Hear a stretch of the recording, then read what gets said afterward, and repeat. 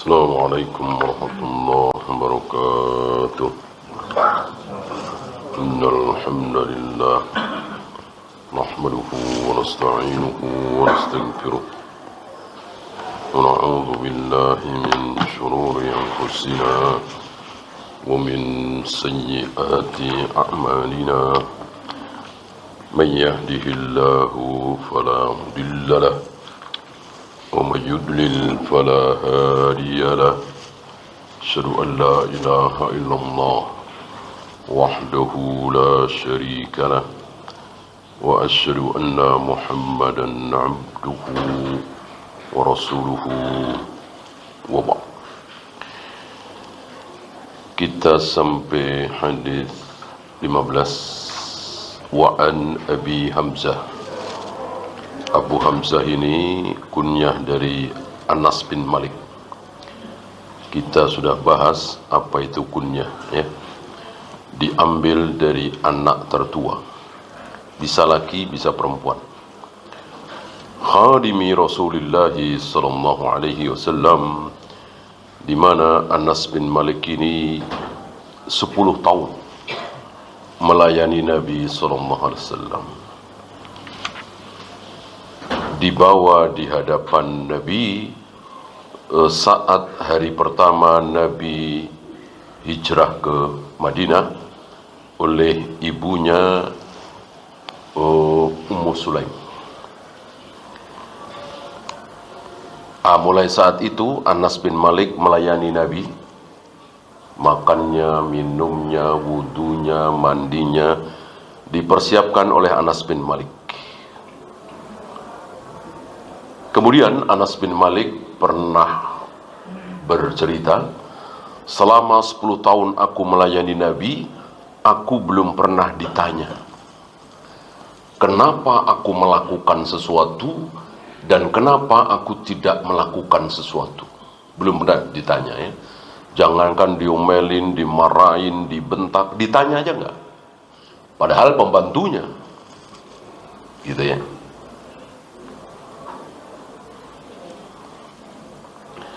Misalnya sore-sore jam segini mestinya sudah disiapkan minum, kok belum ada minum? Nabi nggak pernah nanya. Inilah akhlak Nabi SAW. Beda jauh dengan akhlak kita. Pembantu baru seminggu udah ditanya macam-macam. Kenapa belum begini? Kenapa? Bukan sekedar nanya, marah. Betapa jauh akhlak kita dengan akhlak Nabi SAW. Nabi nanya aja enggak. Gitu ya. Ini untuk hak beliau. Adapun hak Allah bukan cuma nanya, marah beliau, udah sholat belum? Ya kan? Kenapa tidak wudu? Ini sudah azan misalnya. Untuk hak Allah. Adapun hak beliau, boro-boro marah, nanya saja tidak. Maka pantas sekali Allah puji beliau, wa innaka la'ala khuluqin azim. Wahai Muhammad, engkau berada pada akhlak yang azim. Bukan akhlak bagus lagi, jamil lagi, tapi azim, agung besar. Qala Rasulullah sallallahu alaihi wasallam. Anas bin Malik di sini meriwayatkan sabda Nabi alaihi salatu wassalam, Allahu afrahu bi taubati abdihi. Allah lebih senang dengan taubat hambanya. Min ahadikum saqata ala ba'irihi. Daripada seseorang yang tersesat bersama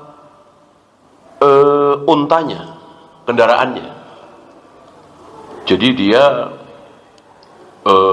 berjalan di padang pasir, ini dulu tentunya. Apakah sebelum Islam atau awal-awal Islam? Yang jelas ini kejadian, ya. Jadi pernah kejadian, tentu Allah tahu kan. Allah beritahukan kepada Nabi lewat Jibril bahwa ada sebuah kejadian orang bawa unta Di situ ada pakaian, perbekalan, makan, minum, semuanya. Nah,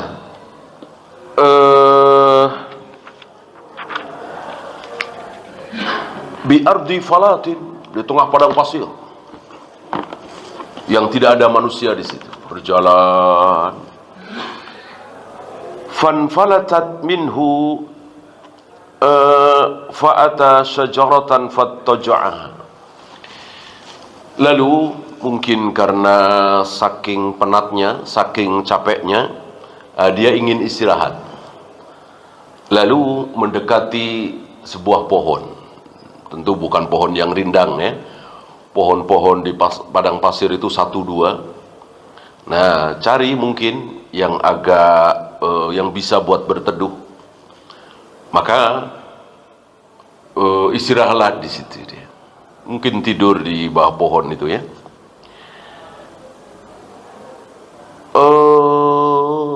Begitu terbangun, mungkin sejam atau 2 jam ya. Begitu terbangun, itu unta sudah tidak ada. Ya, dan antum tahu untuk mencari bekas di padang pasir itu kan tidak mudah. Ya betul, unta jalan ada bekasnya, tapi cepat sekali hilang, kesapu angin. Gitu. Pokoknya ini nggak bisa lah. Begitu terbangun, udah nggak ada itu. Padahal makanannya, minumannya, uangnya, pakaiannya, semua ada di situ.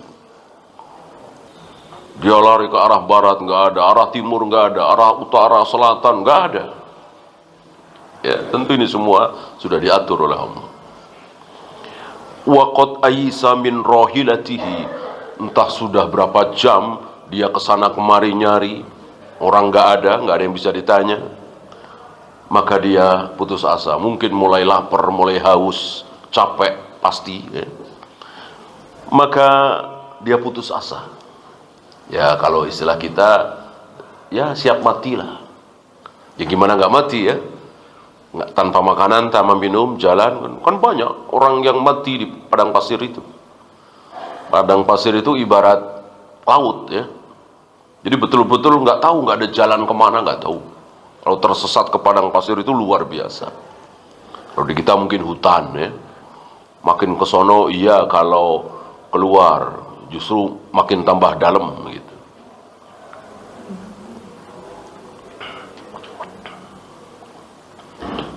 Nah, dia putus asa. Udahlah. Mungkin sambil merenungi nasib gitu ya. Nasibnya jelek amat saya. Fa bainama huwa kadzalik idh huwa biha qa'imatun 'indahu. Tiba-tiba untanya itu datang. Mungkin dia lelah lagi, tertidur lagi, capek ya. Nggak tahu jalannya. Tiba-tiba itu untanya sudah ada di hadapannya. Qa'imatun 'indahu. Senang apa tidak kira-kira? Iya, senang sekali. Girang sekali. Bahagia sekali. Nah, saking senangnya itu fa akhadha bi khitamiha. Langsung dia pegang kendalinya itu supaya tidak pergi lagi. Thumma qala min syiddatil farah. Lalu dia saking senangnya mengatakan, Allahumma anta abdi wa ana rabbuk. Ya Allah, engkau hambaku ya Allah. Aku ini Tuhanmu ya Allah. Terbalik. Dosa apa enggak kira-kira? Ya dosa besar, kafir kalau dia sengaja. Tapi karena terbalik, enggak sengaja, saking senangnya, biasalah orang salah ucap itu biasa ya. Maka ada terkenal hadis maklub, hadis terbalik. Bukan Nabi ngomongnya terbalik, bukan. Tapi perawinya itu ngomongnya terbalik. Tasaddaqa biyaminihi la ya'lamuhu shimaluhu. Mestinya seperti itu. Bersodakoh dengan tangan kanan, tangan kirinya tidak tahu. Tapi di riwayat Muslim terbalik. Bersodakoh dengan tangan kiri, tangan kanannya tidak tahu. Ya.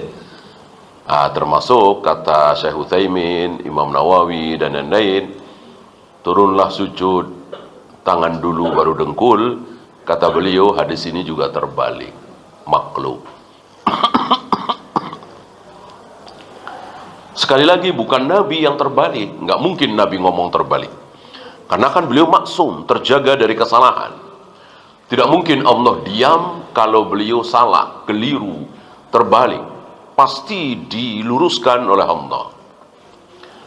Bahkan cuman kurang, kecuali hutang. Allah nggak mungkin, Allah nggak mau nabinya salah. Ketika Nabi tidak mengatakan kecuali hutang, langsung Allah cepat-cepat utus Jibril, lalu Jibril memberitahukan kepada Nabi kecuali hutang.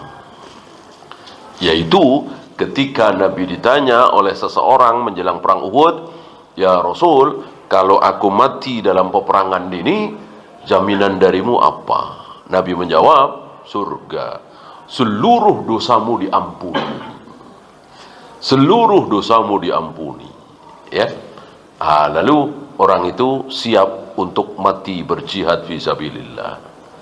Baru berapa langkah, Nabi manggil lagi, sebentar. Tadi kamu nanya apa? Diulang lagi, "Ya Rasul, seandainya aku perang dalam jihad ini, jaminan darimu apa?" Dijawab oleh Nabi, "Engkau masuk surga, seluruh dosamu diampuni, kecuali hutang. Barusan Jibril membisikkan kepadaku." Ini sebuah contoh. Betapa sekecil itu saja Allah nggak mau nabinya salah. Maka seluruh ucapan Nabi adalah wahyu dari Allah. Wa ma yantiqu anil hawa in huwa illa wahyu yuha. Tidak mungkin Nabi salah, Nabi keliru. Maka orang yang mengatakan Rasulullah dalam hal ini salah, berarti dia menyalahkan Tuhan, menyalahkan Allah. Tentu kafir. Gitu ya. Nah, termasuk ini. Orang ini ngomong terbalik, min syiddatil farah. Karena saking senangnya, saking gembiranya, girangnya, dia salah ucap. "Ya Allah, engkau hambaku, ya Allah, aku ini Tuhanmu." Berdosakah? Tentu tidak berdosa, karena tidak sengaja. Ini betapa murahnya Allah. Sebesar apapun dosa, kalau tidak niat, tidak sengaja, maka tidak dosa. Minum khamar, dosanya besar sekali, tapi kita nggak sengaja. Setahu kita itu air putih, orang warnanya putih, atau taruhlah kopi mirip hitam. Kita minum, kita tenggak, karena saking hausnya habis setengah gelas misalnya. Apakah dosa? Tidak. Bahkan membunuh, tapi tidak sengaja. Sedang bermain anggar, pedang, tiba-tiba ada bocah lewat, kemudian tertusuk ulu hatinya, mati. Apakah kita dosa? Tidak. Ya. Apapun lah. Tapi itu Allah. Bukan manusia. Kalau manusia sengaja nggak sengaja, ya ada urusannya. Gitu. Maka dalam Islam membunuh itu ada berapa? Membunuh itu ada 3. 1, sengaja. Jelas ini berdosa dan dikisos. Ada kisosnya. Yang kedua, tidak sengaja. Tidak sengaja. Jelas tidak berdosa seperti tadi. Ada kisosnya enggak? Ada hukumannya, bukan kisos tapi hukuman. Walaupun bukan hukum mati, tetap ada hukumannya. Yaitu denda 100 ekor unta. Kalau tidak diampuni oleh walinya, ahli warisnya. Nah, yang ketiga, seperti disengaja. Seperti disengaja. Misalnya, kita kesel sama seseorang, lalu kita kepret dia. Jatuh mati. Ya. Mungkinkah kita ngepret dia niatnya mau bunuh? Nggak mungkin. Kalau mau bunuh ya pistol, golok, tusuk. Gitu ya. atau pakai palu apa, mosok ngepret mati. Maka itu seperti disengaja. Berdosakah? Berdosa. Dosa ngepret, bukan dosa bunuh. Ada hukumannya walaupun bukan qisas. Ini luar biasa, Islam merinci. Gitu ya.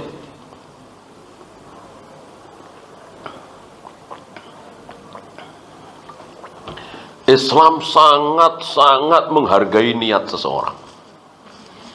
Sangat-sangat menghargai niat seseorang. Maka yang diberi pahala oleh Allah itu betul-betul niatnya. Gitu.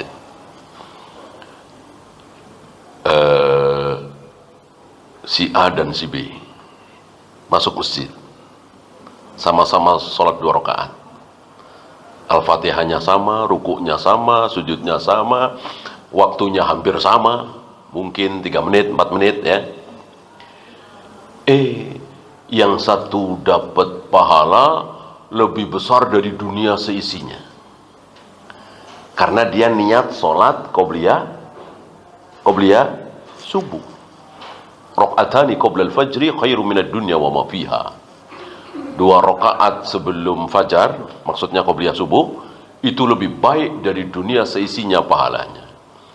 Yang satu nggak dapat segitu, dapat pahala entah seberapa. Karena dia niat sholat tahiyatul masjid. Atau niat sholat wudhu. Pahalanya dunia seisinya? Tidak. Yang dunia seisinya adalah qobliyah subuh. Apa yang membedakan? Niat. Ya, Al-Fatihahnya sama, rukuknya sama, sujudnya sama, waktunya hampir bersamaan. Nah, oleh karena itu, niat betul-betul dihargai oleh Allah. Maka belum lama waktu itu kita bahas, hartanya habis buat sedekah, menyebarkan ilmu kemana-mana. Satu lagi mati di medan jihad membela agama Allah. Tiga-tiganya masuk neraka. Kenapa? Karena niatnya. Dia tidak berniat cari pahala, dia tidak berniat mencari ridha Allah, dia berniat pamer, riya, sum'ah, supaya dipuji, supaya dapat dunia, harta, pangkat, jabatan, kedudukan, gitu. Maka hati-hati dengan niat, karena Allah betul-betul menghargai niat seseorang. Ya.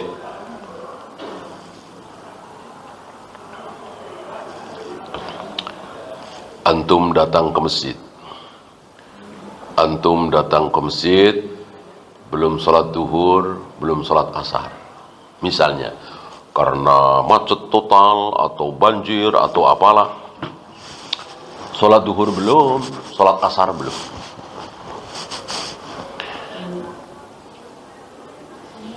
Sampai masjid, sedang berjamaah, sholat asar.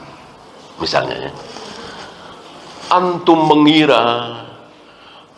mengira itu masih duhur, takut tak taruhlah mendung gelap, antum nggak ngelihat jam, ya pokoknya seperti itulah ya, bisa saja ya. Antum belum sholat duhur dan antum belum sholat asar, sementara yang di situ sedang sholat asar, ya. Antum karena merasa belum sholat duhur, ya sholat duhur. Nggak tahu itu makmum dan imam jamaah semuanya sholat asar. Begitu salam, antum sadar, oh orang-orang ternyata sudah sholat asar. Ya, antum niatnya sholat duhur. Ya. Berarti antum sudah sholat apa, belum sholat apa? Iya, sudah sholat duhur, belum sholat asar. Gitu. Begitu pula sebaliknya. Antum niat sholat asar, ya. Antum niat sholat asar. Asar sudah masuk tentunya ya. Sementara antum baru sadar bahwa antum belum sholat duhur. Ya. Nah, setelah itu antum harus sholat duhur. Antum nggak bisa, ya Allah, yang tadi duhur aja ya Allah ya. Nah, yang sekarang saya asar kan. Kan duhur dulu baru asar. Masuk saya asar dulu baru duhur. Enggak. Kenapa? Karena niat betul-betul dihargai oleh Allah. Karena inti niatnya asar, ya ditulis asar. Walaupun belum sholat duhur. Gitu. Paham insyaallah ya? Ya, hadis ini sahih, riwayat Imam Bukhari dan Muslim.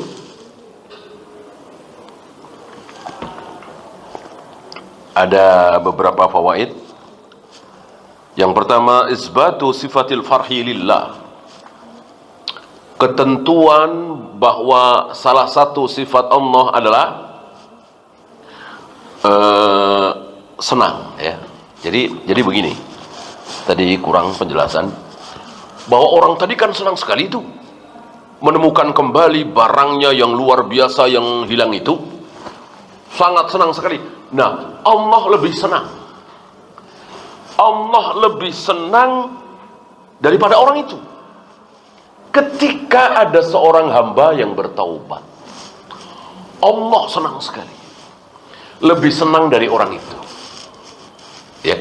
Gak adalah orang yang senang seperti Allah senang ketika ada yang bertaubat. Coba antum ingat-ingat selama hidup antum, kapan antum senang gitu ya.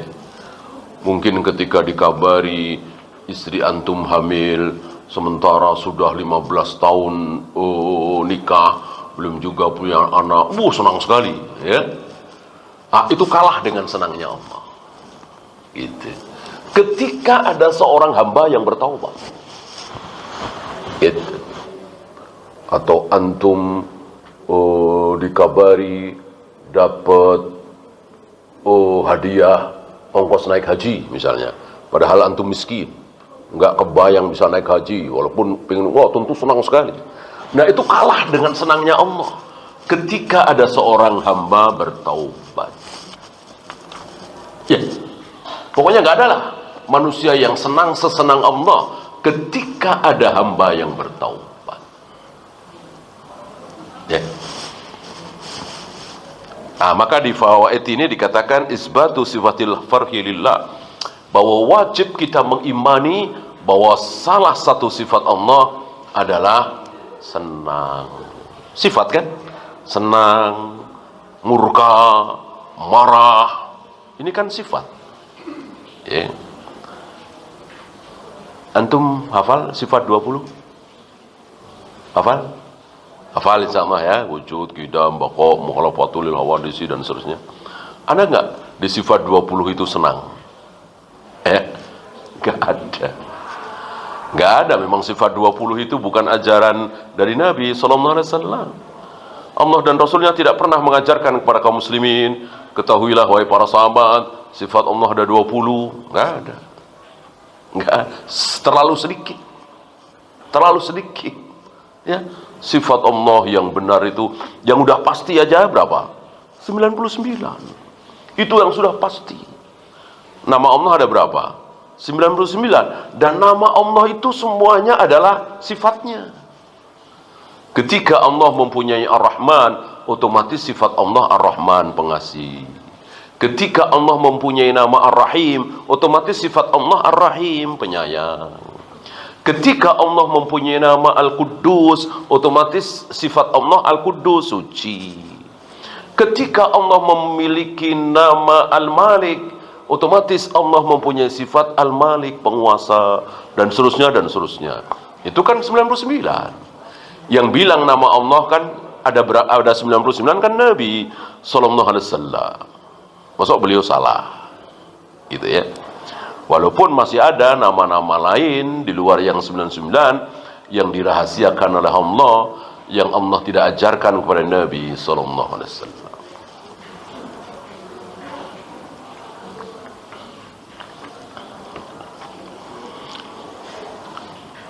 Dan wajib kita imani apa adanya, jangan ditambah, jangan dikurang, jangan diutak-atik, jangan ditolak. Ya, jangan disamakan. Oh, kalau Allah senang, senangnya Allah persis seperti senangnya kita. Enggak. Oh, kalau Allah cemburu, cemburunya Allah persis seperti cemburunya kita. Enggak. Cemburunya kita enggak ada apa-apanya dengan cemburunya Allah. Itu masih ingat barangkali Nabi pernah bertanya kepada Sa'ad bin Ubadah, "Wahai Sa'ad, jika engkau pulang ke rumah, engkau lihat istrimu sedang bersama laki-laki lain." Maksudnya sedang berzina. Apa yang akan engkau lakukan? Sa'ad menjawab, akan aku bunuh dua-duanya. Akan aku bunuh dua-duanya. Jawaban Sa'ad ini tidak disalahkan oleh Nabi, malah Nabi mengatakan, "Wahai para sahabat, lihat betapa cemburunya Sa'ad ini. Aku Rasulullah lebih cemburu dari Sa'ad. Allah Rabbul Alamin lebih cemburu dari aku." Jadi yang paling cemburu adalah Allah. Tidak ada manusia yang cemburunya seperti Allah. Cemburu itu apa? Antum tahulah, ya. Kita cemburu ketika istri kita bersama laki-laki lain. Kita cemburu ketika anak kita malah akrab dengan orang lain. Kita cemburu ketika keluarga kita malah akrab dengan orang lain. Kira-kira seperti itu. Begitu pula Allah. Allah merasa cemburu ketika kita bersama setan. Setan kan musuh Allah, iblis musuh Allah. Ketika kita bersama setan, bersama iblis, Allah cemburu. Kapan kita bersama setan? Ya berzina, minum khamar, berjudi, mencuri, korupsi, tidak sholat, tidak saum, berbuat syirik, berbuat bid'ah. Allah cemburu. Ya. Maka mengimani sifat-sifat Allah harus sesuai dengan Al-Quran dan Sunnah. Jangan ditambah, jangan dikurang, jangan ditolak. Ya. Aku menciptakan Adam dengan kedua tanganku. Udah, nggak usah diotak-atik. Pokoknya Allah menciptakan Adam dengan kedua tangannya. Jangan ditambah, jangan dikurang. Nggak mungkin kita faham. Nggak mungkin Allah punya tangan, jadi kayak manusia. Emang yang tahu siapa tentang Allah? Kita apa Rasulullah? Rasul yang bilang bahwa Allah menciptakan Adam dengan kedua tangannya. Allah akan menggulung langit dengan tangan kanannya. Allah membolak-balikkan hati manusia dengan dua jarinya. Jangan bilang kiasan. Jangan bilang kiasan. Ya. Boleh bilang kiasan kalau itu dari Nabi. Wahai para sahabatku, Allah membolak-balikkan hati manusia dengan dua jarinya, itu cuman kiasan. Karena sebetulnya Allah nggak punya jari. Nabi yang berhak berbicara seperti itu. Nggak ada Nabi berbicara kiasan itu. Udah terima apa adanya. Tentu jari Allah tidak sama dengan jari siapapun, wajah Allah tidak sama dengan wajah siapapun, tangan Allah tidak sama dengan tangan siapapun. Nggak ada yang sama dengan Allah. Laisa kamitslihi syai'. Tidak ada satupun yang mirip-mirip dengan Allah. Walam yakul lahu kufuwan ahad. Nggak ada yang sekufu dengan Allah. Gitu. Intinya kita jangan menolak ayat, jangan menolak hadis. Nah, banyak saudara-saudara kita ini menolak dengan dalih takwil, dengan dalih itu kiasan, itu kiasan. Ini mendahului Rasulullah, seolah lebih pintar dari Nabi. Nabi aja nggak bilang itu kiasan, gitu ya. Kalau kiasan, barangkali Nabi tidak melarang kita sholat meludah ke depan. Kalau kiasan ya, Nabi melarang jika engkau sholat lalu terpaksa harus buang ludah atau dahak, flu atau apa ya, jangan buang ludah ke depan, tapi ke bawah begini, sambil beliau mencontohkan pakai kain. Kalau kita mungkin pakai tisu ya. terpaksa kan ya, kita namanya ini ya, bisa saja kita harus buang ludah ketika sholat atau dahak atau apa. Kenapa? Karena Allah selalu menghadapkan wajahnya ke wajah orang yang sedang sholat. Jadi ketika kita sedang sholat nih, wajah Allah berhadapan dengan wajah kita. Kata siapa? Kata Nabi SAW. Maksud Nabi bohong? Apakah ini kiasan? Kalau kiasan nggak akan diteruskan seperti itu. Ya nggak apa-apa ludah ke depan orang, itu kiasan doang. Itu kiasan doang, nggak apa-apa meludah ke depan. Meludah ke depan, ke samping, kiri, kanan nggak masalah. Orang itu cuma kiasan. Ya, justru itu tidak kiasan. Dan tentu kita tidak bisa membayangkan bagaimana wajah Allah yang jumlahnya cuma satu bisa berhadapan dengan wajah manusia yang jumlahnya jutaan di detik yang sama. Iya kan? Kan orang yang sholat bersamaan jumlahnya jutaan, taruhlah, ya kalau di sini mungkin masih agak ya, sholat kan menghadap ke barat semua, serong dikit ya.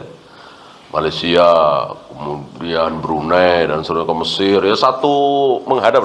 Nah kalau di Masjidil Haram, sholat di Masjidil Haram, ada yang menghadap ke barat, ke timur, utara, selatan, barat daya, tenggara. Apa nggak bingung itu Allah menghadapkan wajahnya? Ya kita yang bingung, Allah nggak bingung. Allah kecil bagi Allah.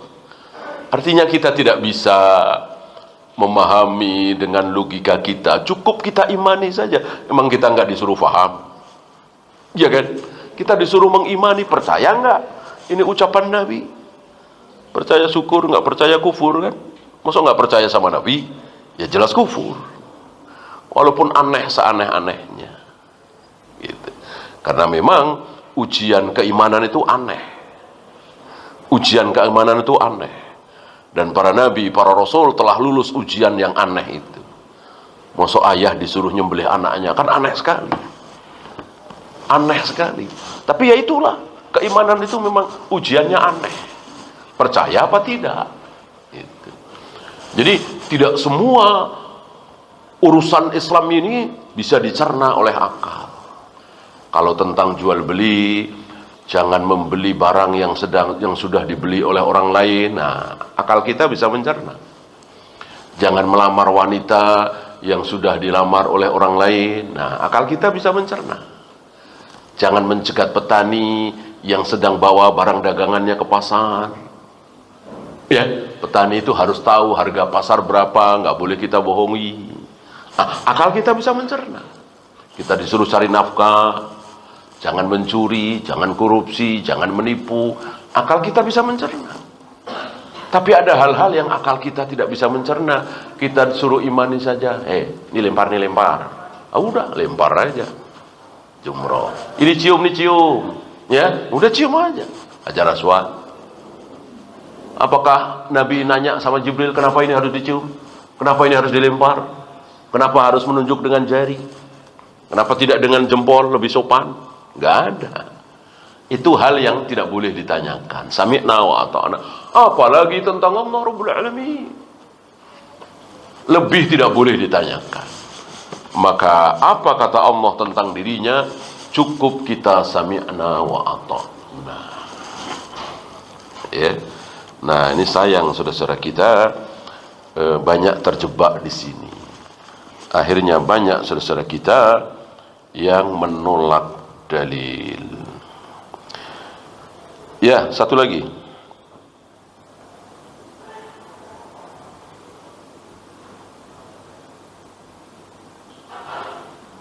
Al-istislamu li amrillahi khairun wa barakatun. Menyerahkan diri kepada keputusan Allah, taat tadi, sami'na wa ata'na, memasrahkan nasib kepada Allah, itu di dalamnya ada kebaikan dan keberkahan. Ya, setelah kesana kemari nggak ketemu, ulah pasrah. Ketika pasrah itu, karena udah nggak bisa berbuat apa-apa, biasanya pertolongan datang. Nah, mungkin besok atau lusa atau bulan depan atau tahun depan, mungkin kita akan bernasib mirip-mirip ini. Udah terlilit hutang, udah dipecat, padahal itu bukan kesalahan kita, nggak ada harapan. Kita pasrah kepada Allah. Pertolongan datang. Ya, udah divonis dokter ini stadium 4, ya udah pasrah. Ya, kadang pertolongan datang. Wallahu a'lam. Ya, sebelum ditutup ada pertanyaan, silakan.